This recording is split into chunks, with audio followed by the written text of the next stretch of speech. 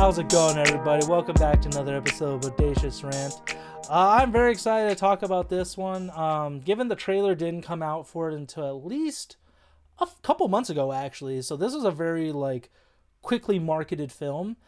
But honestly, it is easily my favorite one of the year so far. I know I do say that here and there, especially early in the year, but this one's definitely worth it. This is directed by the awesome co-directors actually, Alex Garland, who did Civil War last year, and he also did 28 Days Later.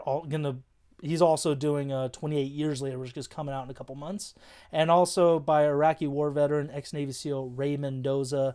And if you haven't guessed already, it is Warfare, A24's other military film. This is a non-spoiler review, everyone, so we're not going to get too into it. If you do like the video, feel free to give us that thumbs up. We appreciate that, along with ringing the bell for notifications every time we drop a video, and of course subscribe. We really thankful for all of you for sticking with us and keep watching us. So yeah, so this is basically what all the marketing says. This is a retelling of this one mission that the co-director Ray Mendoza was involved in, and a couple other Navy SEALs from his platoon, all based on memory. So, and that's one of those things that they do. When I first heard about that, I was like, yeah, but how much memory are we going to do? How much is it going to be dramatized? Just because this isn't the first military biopic we've gotten, especially around the Iraq War, like Lone Survivor, American Sniper. I would say even 13 Hours. That was kind of something different, but same kind of general era.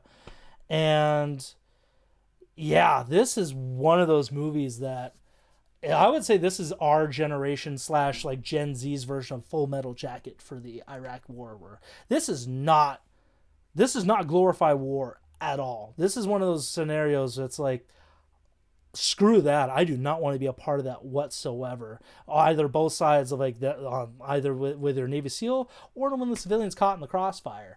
I think this definitely captured the hecticness, the fumbling of the Iraq War, and I'm so glad Alex Garland helmed this movie too, because man, so well done all around. But before I keep going, Bern, what are your thoughts on the movie?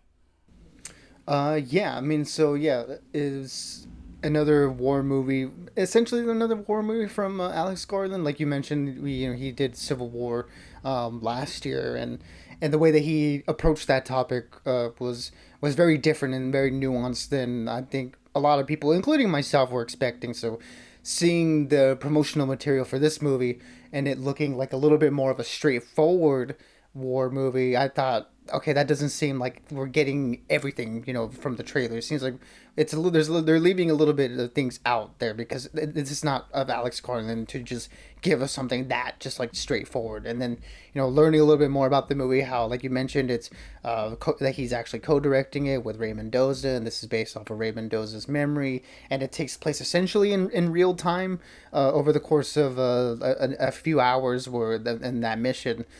It definitely gave an interesting hook, and I was very curious on how they were going to pull that off.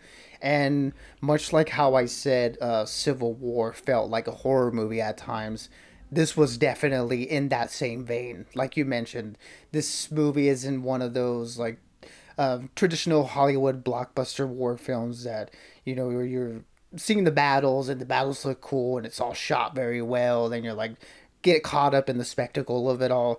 This is very much the opposite of that. Like you mentioned, this is something that's a lot more focused on these men in this event. Definitely a lot more claustrophobic than I was expecting it to be, and a lot more horrific than I was expecting it to be. You're not getting a lot of scenes of a lot of trading epic gunfights, anything like that. You're getting a lot more scenes of medical trauma, like trying to patch people up, people screaming. It's a harrowing experience, and it definitely is in that same vein of a movie, like I would say similar to Dunkirk, where it's very much focused on an event, a few hours of time, and that's all we're getting with these characters. So this is the only sort of look into who they are, what they're doing. It's just all through the lens of this event, and that's while it's at one point it is very limiting in terms of the scope, it's very much places you in that moment in time. It makes you feel like you're part of the experience. So it definitely does a great job of immersing you in that, and not letting you breathe for like an hour and a half. Because once you're in it, you're in it, and you're in these events with these characters. And while there isn't a lot of, I would say, like character development or anything like that, what you would get from a traditional narrative, that's not what this movie is trying to do. It instead is trying to give you an experience, and that's it. And I think it definitely handled that pretty well. Oh, 100%. And it's funny because Ray Mendoza was in, he was one of the few Navy SEALs that was in active valor about 10 plus years ago, like 13 years ago, 14 years ago. And that one, it's funny because, again, kind of around the Iraq War a little bit, where it was, I didn't think about it at the time, but as I've aged and matured somewhat, looking back, that movie is totally war problem. It's basically a Navy recruitment movie. I remember a couple of guys when I went to Cal Poly Slow, my buddies' friends, they were saying that, and at first I was like, "What are you guys talking about? Is a movie about this?" And it's like looking back, it's like, no, they were right. It's definitely that where the Navy SEALs are doing something cool. And again, Ray was involved in that because I think he was still active. Maybe not. I'm not 100% sure, but I think this is definitely a better story about SEALs in a situation like this, because yeah, like with all those movies for the last 10 plus years, they're depicted as like superhero guys, super jacked, ace marksmen and stuff. And not to say they're not good at their jobs or they're not spec ops, but I think the action we got in this was very realistic, very urban, where you don't know what you're shooting at. You're just trying not to get shot, trying to protect your guys. And yeah, I kind of see what you mean with the limiting, just because it's a very condensed story, but I think that's why I really like it, because it focused on the actual guys and the situation. That this is, you're right, it does immerse you in that environment and what they were going through. I think this also audio wise is one of the best movies I've seen in a while, because it's visceral, it's gut wrenching, especially with the injuries that some of those guys sustained. I again, this is a movie that's like, and usually I like action movies, war movies. I love this one, but definitely I definitely would never want to be a part of that whatsoever. So I'm giving this movie a hard 5 out of 5, and also I loved the cast. I think this is one of the best casted movies. It's because it's all filled with young talent. We got Joseph Quinn. We got oh my god, I'm blanking on the rest of them. Michael Gandolfini, DeFaro Wunatai. Which, if you haven't seen Reservation Dogs, please watch it. He's hilarious and great in that. And also Cosmo Jarvis from Shogun last year. So I was hoping we would hear the Japans, but I'm just being dumb. Anyways, 5 out of 5. Highly recommended for IMAX, Dolby, whatever. This is the movie you do not want to miss. Yeah, this was definitely, like I said to you in our private conversations. This is very much feels like a microcosm of the Iraq War as a whole, depicted through the lens of these men that were in there. Doesn't shy away from the violence that they endure, the violence that people around them endure, civilians. It's definitely the most anti-war movie I've seen personally since the most recent remake of All Quiet on a Western Front, and that was a good call that I think how you mentioned this is like this generation's Full Metal Jacket, because I could definitely see it having that similar effect of people watching this and being like, oh yeah, this is not something that we should glorify, we should even want. This is something that we should stray as far away from as possible, because look what it does to the people involved, and look what it does to the people around them. And yeah, the movie did an excellent job of portraying that. And yeah, like I mentioned, it does lack some of those sort of things that a traditional narrative would have, but in terms of the movie's scope and what it's aiming to do, definitely succeeds on that aspect.